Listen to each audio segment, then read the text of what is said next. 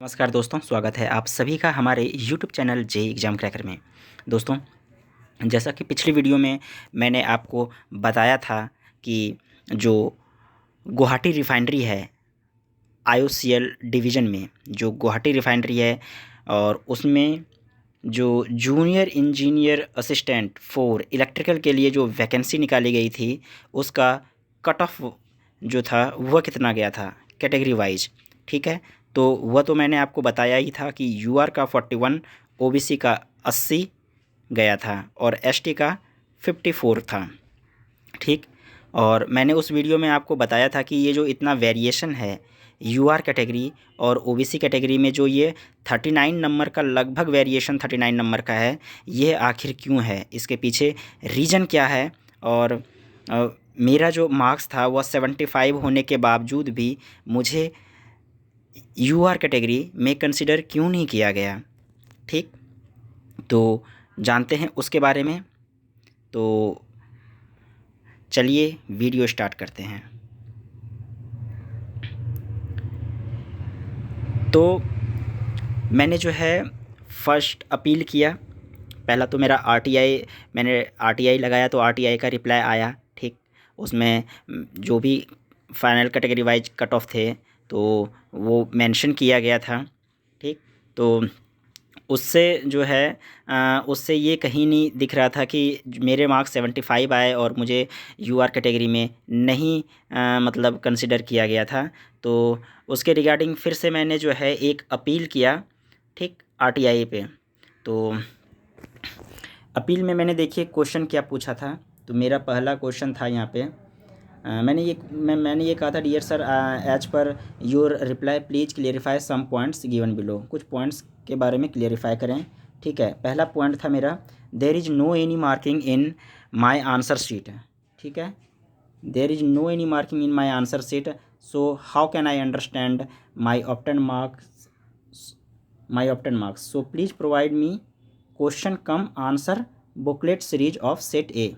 क्योंकि आपने वहाँ देखा था कि एनेक्सर 1 जो उन्होंने आंसर शीट प्रोवाइड किया था, वह उसमें बुकलेट सीरीज़ जो था वह सेट ए का बुकलेट सीरीज़ था।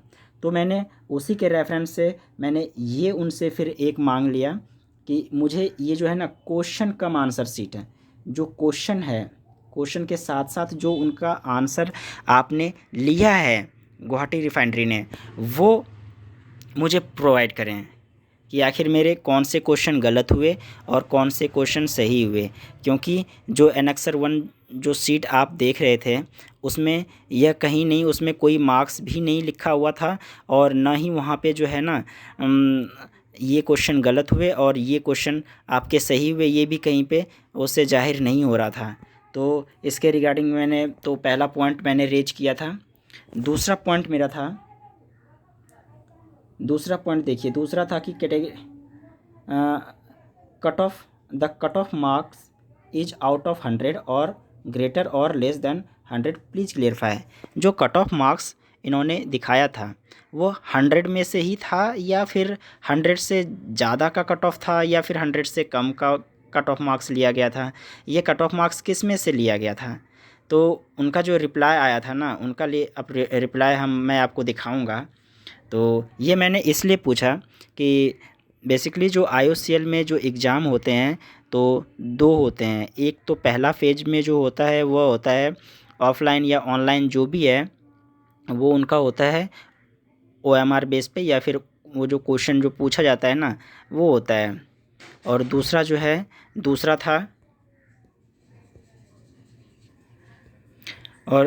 बात करें तो दूसरा जो है ना स्किल टेस्ट का इसमें एग्ज़ाम होता है आईओसीएल में।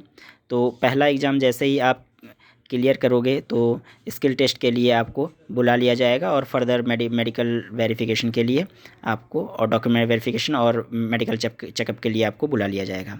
ठीक, तो इसमें मैंने तीसरा देखिए क्वेश्चन क्या रेज किया था, if you are category cut off mark is 41 and my obtained mark in OBC category is 75, why I was not considered for your category seat।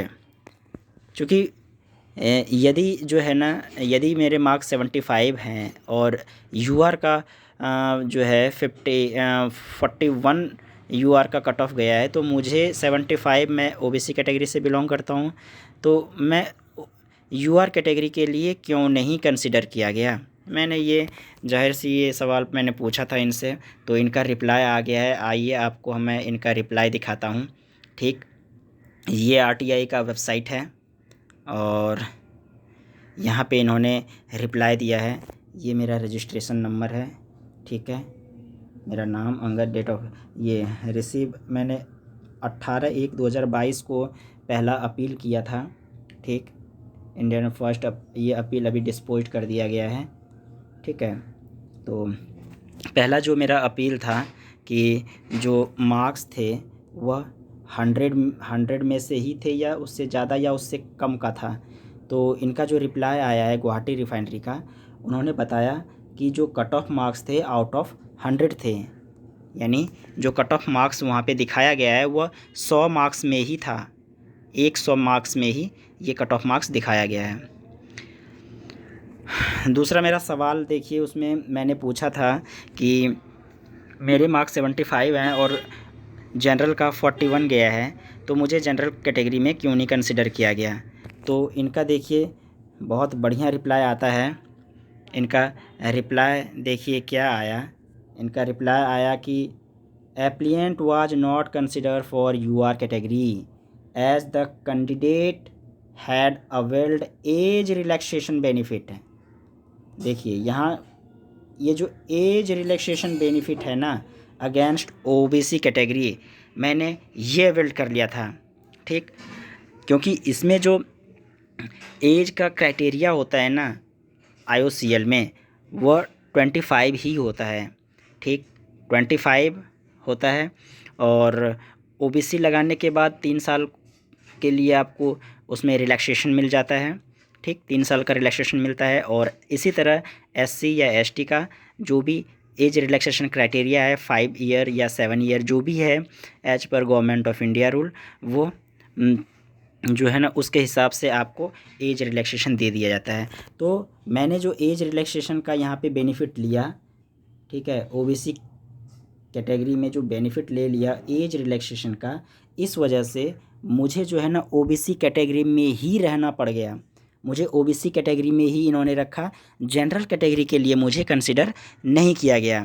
ठीक है ना, जनरली होता क्या है कि आप अगर एसटी, एससी या फिर ओबीसी कैटेगरी किसी भी कैटेगरी से बिलोंग करते हैं और आपका जो मार्क्स आया है वह कट ऑफ से, जो जनरल का कट ऑफ है उससे पार कर गया है, तो आपको एज अ जनरल कंसिडर वो कर लेते हैं।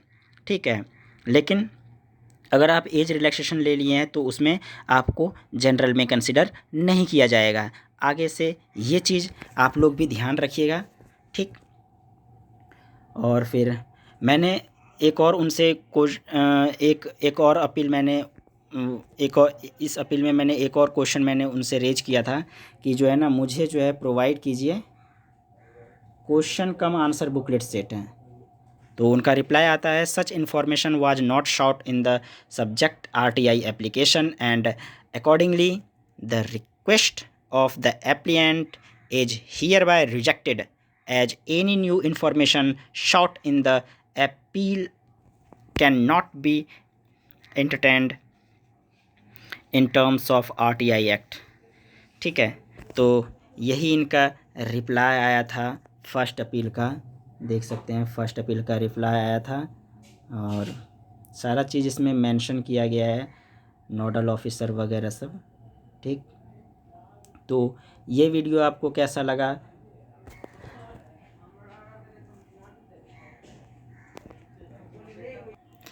आप अपनी राय हमें कमेंट बॉक्स में दे सकते हैं। तब तक के लिए नमस्कार, बाय, अपना ख्याल रखिएगा, धन्यवाद।